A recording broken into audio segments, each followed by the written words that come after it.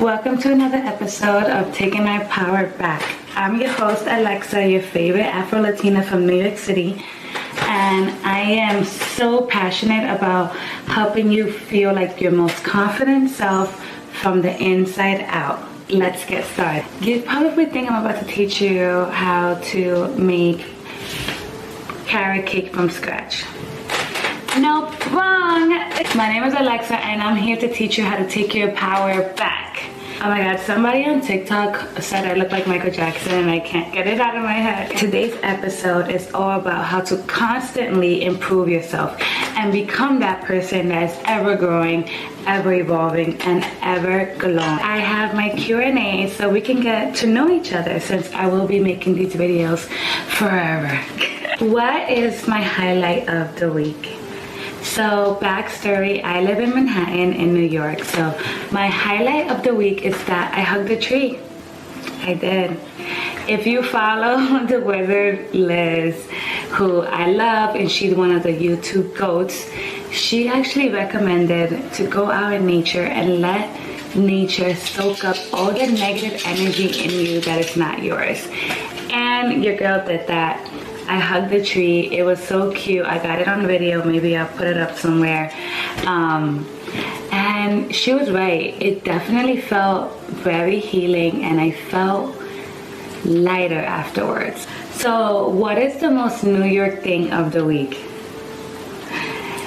The most New York thing of the week is I got out. I got out of New York to relax my mind, and that is so New York. Like, people from New York work really hard so they can get out. I'm actually in Connecticut. I should have said I'm in Westchester. What is my emotion of the week? Honestly, peaceful. I feel so at peace. My dog's barking at himself in the mirror. That's you. That's actually you. That's you. Ether, I am recording a YouTube video and I don't have that much battery. Get over here. I'm just feeling grounded. Like, me and Ether, we chilling, right? We chilling. It feels good to be us right now. Something that I learned this week, it's going to be AI related again. Honestly, ChatGPT just keeps blowing my mind.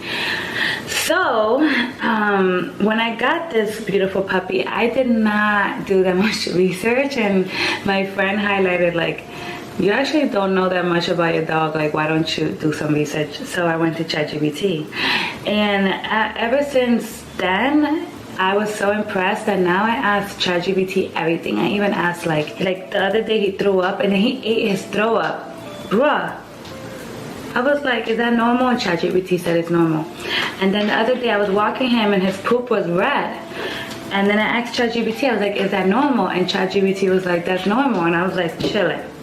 Cool. That's something that's helped me this week. Something that's helped me this week was calling my sister, because I've spent a lot of this week alone, just calling her, chit-chatting, like, you know, it makes me feel not so alone all day. Like, shit, I said I've been alone. He's right here. I'm sorry. You have been with me, but you know, you don't talk to me. You just there.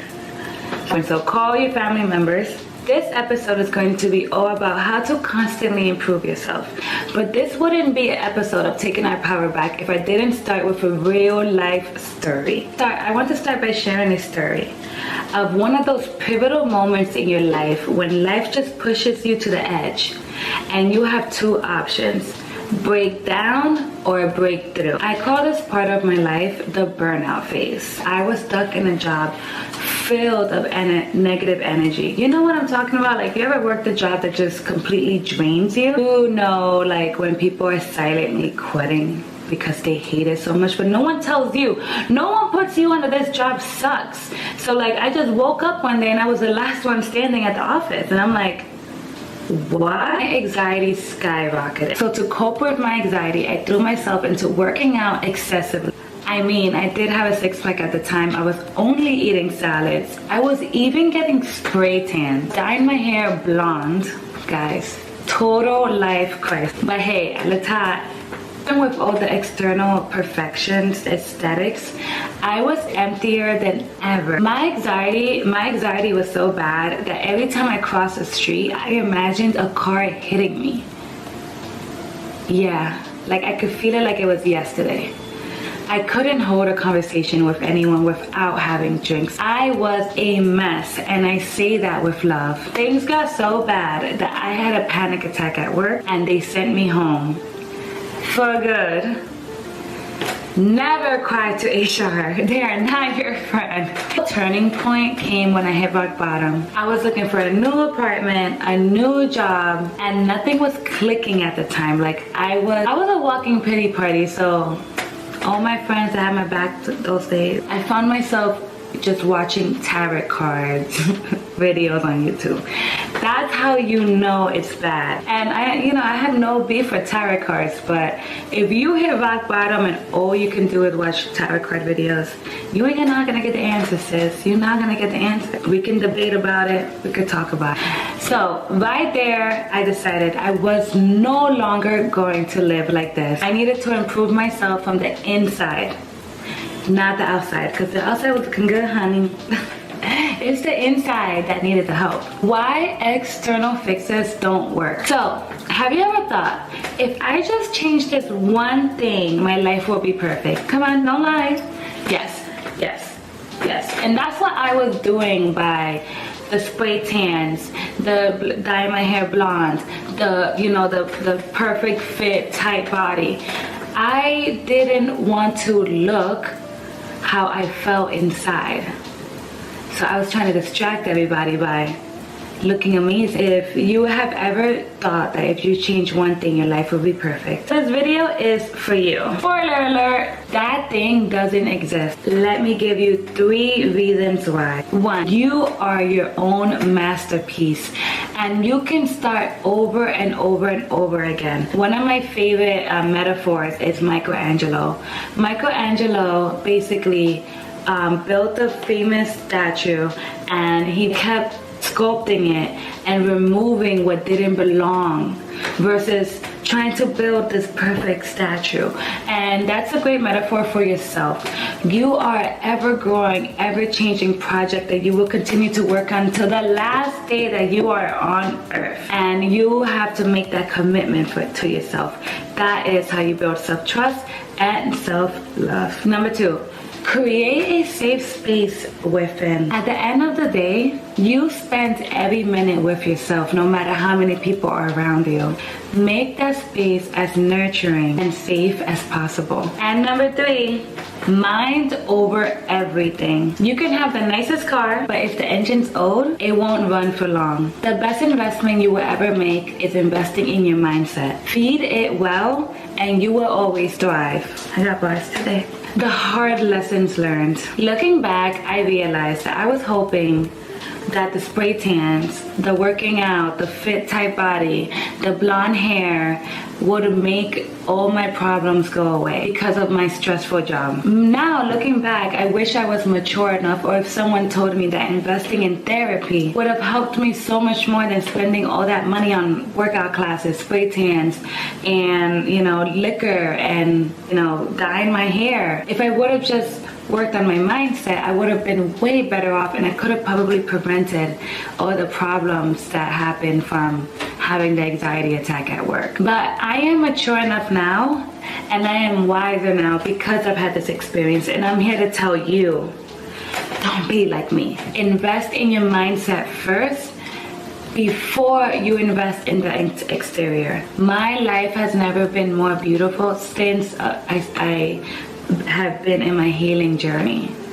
So now I'm here to share with you because I truly wish somebody would have told me back then to go to therapy instead of coping with all these other mechanisms that were just superficial and weren't really healing what I needed to heal. But work on your mind first and everything else will fall into place. So another lesson that I learned is always be looking out for your future self. Again, always be looking out for your future self. Yourself tomorrow, yourself in a week from now, yourself in 5 years, yourself at 80 years old. Always be thinking about everything that you do as in investment in your future. I'm everything, even like doing the dishes right now is showing yourself self-love. Future version of tomorrow, some self-love. You working out and stretching now is showing love to your future self in 10, 20, 30 years. When you adapt this concept as a way of life, you cannot make any bad choices. Because you are looking out for you forever, and that is the definition of self-love. And you will build immense self-trust. You will never break trust for yourself because you're always having your own back. I always think of everything as, what is the ROI of this? What is the return on the investment? This is a finance term because I learned it when I worked in finance, and I have adapted it into my life. And it's true, like, what is the investment of this? Like when someone asks you, hey, let's go grab drinks, what is the investment of that? Or I can stay home, rest, go to the gym, read a book, you know, finish a course. You always have to weigh your options. So when you're weighing your options, it's easier to make a decision if you connect it to what's gonna benefit me in the future. But not in a selfish way. You're doing it as like, what's the return on this investment? Is there more risk than there is reward? I'm gonna make a whole video on this concept because I feel like this is a game changer. You would never feel like you're wasting your time ever again. The future self concept I learned in 2020 from a book, Personality Isn't Permanent, by Benjamin Hardy. When you start thinking long term, everything becomes an investment. This burger, this job, this purchase, this vacation, how will this benefit me in the future? Always ask yourself, what's the return on investment? Sometimes staying in bed is the best choice, or sometimes moving your body is the best choice. It's all about balance. So I hope you found this video useful, and please leave a comment, subscribe, say hello, give me any feedback, and please tell me if you're disappointed. Were you ready for me to like start making banana bread from scratch? Like, that actually would have been crazy. From the countryside, we are taking our power back. I hope you understood the tips that I recommended in this video, and I hope my story resonated with some of you guys. I really try to be super authentic, and so that you know where I'm coming from. I am not a preacher. I'm only speaking from my experience. Afro-Latina who grew up in the Bronx, who had a successful career while working in Manhattan, who's traveled the world, who's healing her generational trauma. I'm a little ahead of people that just started their journeys, and I'm here to guide you. You don't gotta do it alone. And the answer is not in tarot card YouTube videos, even though those are not bad. But we're doing the work, man. We're taking our power back. We're taking our power back. So the power is not in listening to videos. The power is in doing the work and showing up for yourself and changing your mindset, okay? What do you guys think about the hair? Do you guys want to say bye to Ether? Isn't my dog the cutest dog ever? Alright, bye guys. Okay, we're just gonna cuddle here. Stop looking at us. Bye. Why are you still there? That's so weird.